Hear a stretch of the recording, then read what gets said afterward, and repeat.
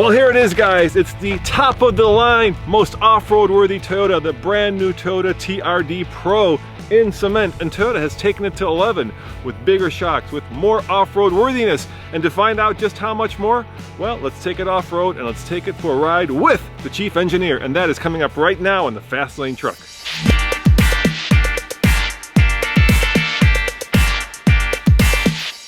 Let's start with the easy stuff. What makes this the ultimate Tacoma? Well, we've taken our off-road package and we've changed the suspension. And what that means is we've extended the track an inch in the front and the rear. We've put a 2-inch lift under it and an inch more travel. We've increased the front stabilizer bar to help with the steering from a 28 diameter to a 30 diameter. And we've introduced a brand new Fox shock package. So we've gone from a 1.5-inch Bilstein on the off-road package to a 2.5-inch Fox shock with a floating piston and progressive dampening in there. Now the progressive dampening allows us to change the dampening as you get into off-road situations. So you're going from a normal shock in how it performs, and even our off-road shock, to a shock that has 5 compression zones and 3 dampening zones up front, and 7 compression zones and 4 dampening zones in the rear. We've changed the spring package. We've added rigid off-road lightings. We put a 1/4-inch skid plate on it. It's really taking our off-road package and adding that high-speed desert racing element to it.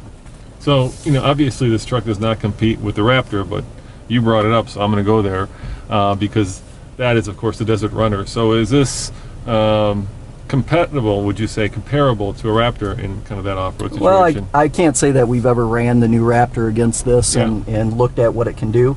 But what I can say is even our Tundra Pro, we've ran and won the stock class at Baja 1000 with that truck. So to me, it's race proven, and this just takes it to the next level. Any upgrades to the engine? The engine is the same as in our off-road package or other Tacomas. The transmission is the same. It does come with a manual transmission, a manual 6-speed, or you can get the 6-speed automatic. When you get the automatic, you get crawl control and multi-terrain select.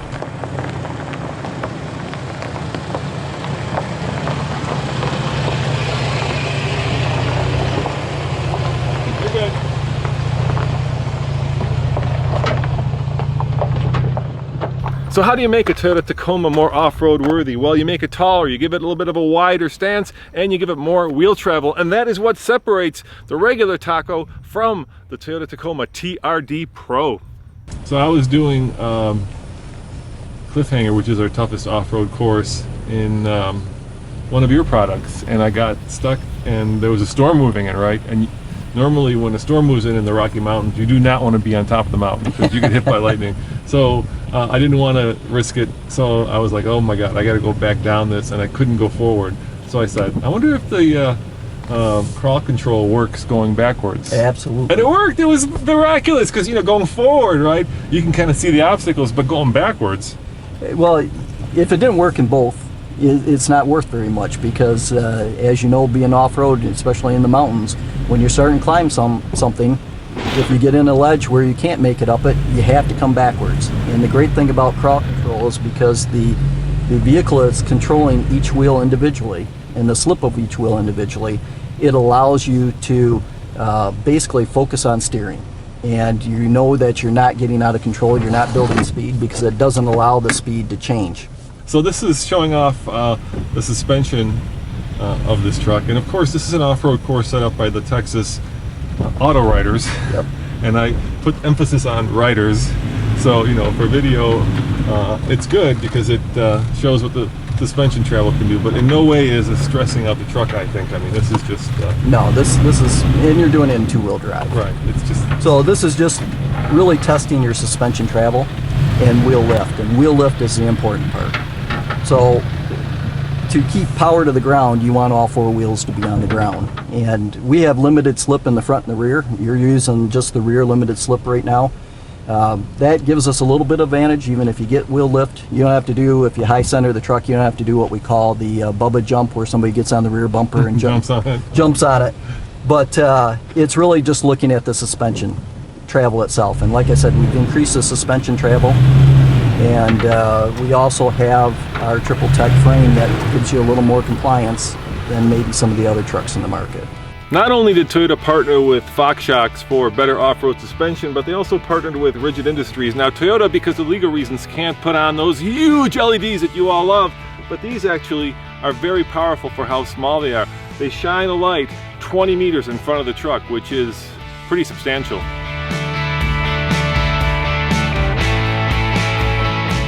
So tell me about the frame. What does that mean, triple tech?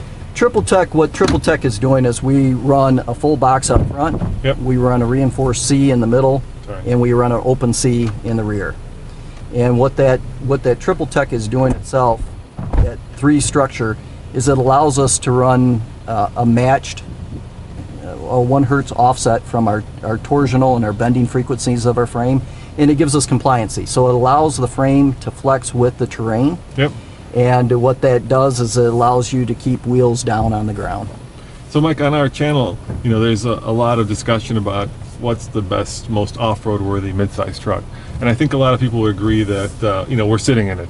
But with one chink in the armor, right? And that is, a lot of people still wonder why you went with, well, why you didn't go with disc brakes, but you went with, you know, traditional drum brakes? In the back, yeah. So the reason you put disc brakes on the rear of a truck is really for brake cooling. So discs cool better than drums do. The advantage of drums is, one, when you have to service them, they're cheaper to service, they last longer, and they keep debris out of the shoes themselves or the pads if it was a disc brake. So you don't end up having the corrosion issues that you have, and you don't end up having the squeak issues you have with a disc brake. Now, the dirty little secret about the compact or mid-size segment is 70% of your mass is up front. 75% of your braking is done with the front brakes, which we have disc on. Which is always the case, right? And you have 25 in the rear, right. So you're never heating those rear brakes up. Now the disc looks sexier on a truck, but we took durability and reliability over the sexiness. So our trucks are based on off-road capability. Off-road is getting into mud, getting into sand. All that stuff gets into your rotors, it gets into your calipers, and it causes noise issues or durability or wear issues. So having the drums on there, we're shielding those brakes from those debris. And since we don't build up enough heat to take full advantage of a disc brake, there's no need for a disc brake. Stopping distance between the two is based on swept area, how much braking area you have. We stop just as quick with our brakes as you do with a disc brake. So most people think, oh, I can stop quicker with a disc. Well, that has nothing to do. So it's not cost cutting? It's not cost cutting. It's really coming down to what performance we're looking at and what features we're looking at.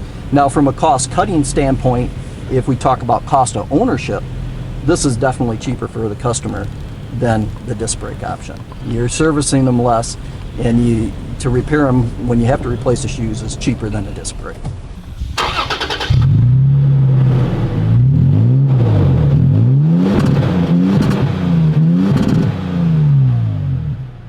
But I did put a scoop in there, so it looks halfway real. So why don't you make it functional? Why don't you put a hole in there? Can't be that hard. It's a funny reason why. Yeah. So we keep our, what we call in COPA, our motor compartment, we keep our temperatures about 25 degrees C cooler than our competition. Okay. And that's based on our global standard. So we build more trucks than anybody else, and a lot of people don't know that. But we sell trucks all over the world, right? So because I sell in a lot of high temperature regions, I need to keep cooling at a certain level. So that would actually make it hotter if you brought in hot What air? it does is it creates turbulence inside the engine compartment. And the goal is to get all air sucked through the radiator, through the engine and out the sides, and keep that laminar flow going. And when you introduce different areas, and it's even like sealing this area up in here, those air leaks in there create turbulence. And that turbulence raises your engine compartment temperatures.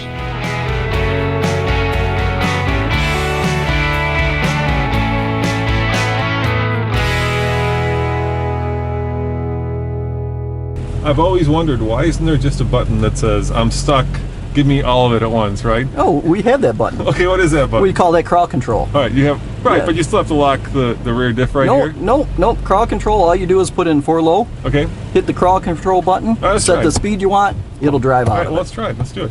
All right, so put it in 4 low. Put it in neutral. Okay, let's go to neutral. Stick it in, you gotta go 4 high. Okay. Turn it to the right. Yep, Let it go into high. Okay. Okay, now shift it into low. Okay. It's in low. Yep. Hit the crawl control button. Got it. Let's set your speed. Let's go the fastest speed on 5. Right. Take your foot off the pedals and just steer. Oh, give it a little bit of juice to get it going. Okay, let go.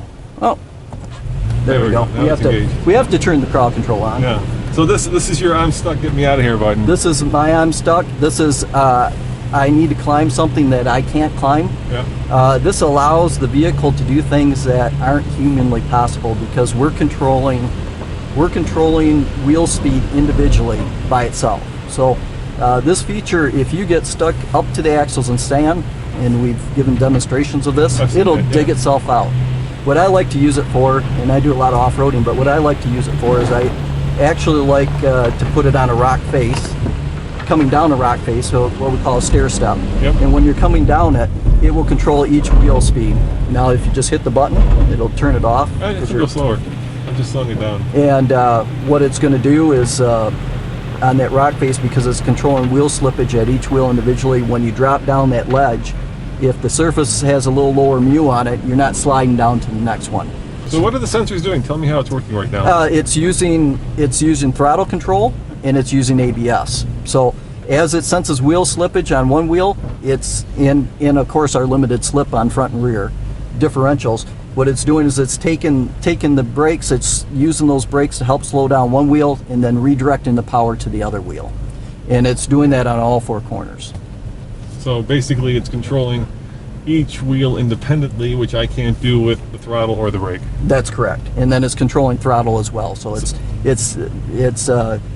tipping in and it's letting up on the throttle based on how much it's necessary to keep a constant speed. So what happens if you get in a situation where, let's say I were to try to go up this hill, and obviously the weight of the truck or the amount of grip would be doable. What will the crawl control do at that point?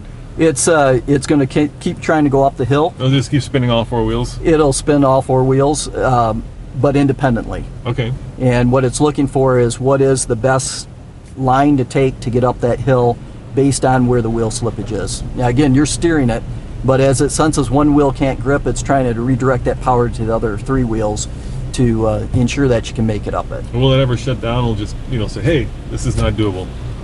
Is there like a fail-safe built into it like that? If you overheat the transfer case, it could turn itself off. Turn itself off, but it's going to hold you there. It's just going to quit trying to agitate the wheels. Are there reservoirs or no reservoirs? Yes, the rear we have a rear remote reservoir and we have coilovers in the front. Okay. And the shocks, the shocks, like I said, have the positioning sensitive dampening in it. But we also increased the piston. We went from a 36 millimeter piston to a 47 millimeter piston. We increased the rod from a 10 millimeter rod to a 22 millimeter rod.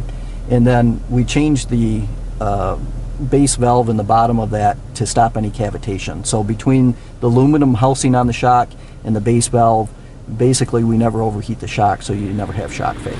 That's great.